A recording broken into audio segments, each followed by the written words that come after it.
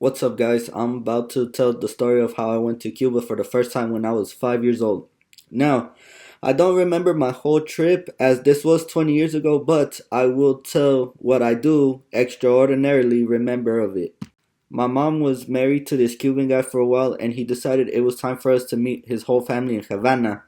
It took them a long time to figure it out as American citizens, me and my mom weren't allowed by the US government to visit Cuba, but we eventually did.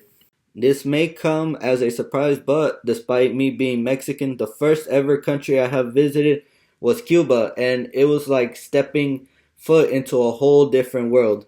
In the streets, you see classic American cars from the 1950s still in running condition, but only the modern looking cars are imports from other countries such as Europe and Asia.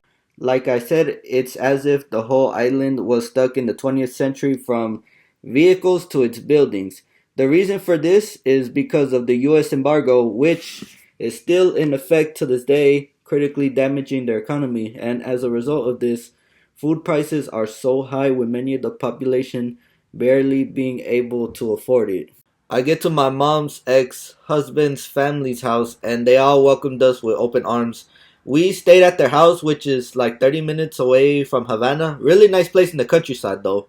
The thing I love about the Cuban people is despite the odds against them, they tend to make the best out of it all, turning the negatives into positive, and it tells a lot.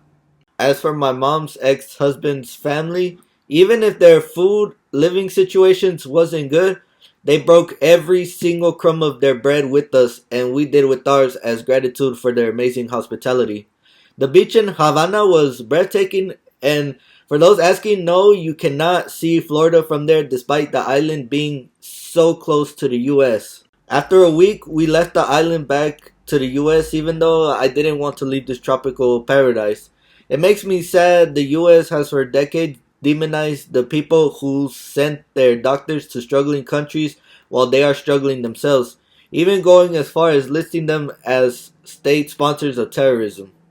I'm hoping that one day I'm able to go back again for a second time to see how much it has changed since the last time I went. Let me know what y'all think about this.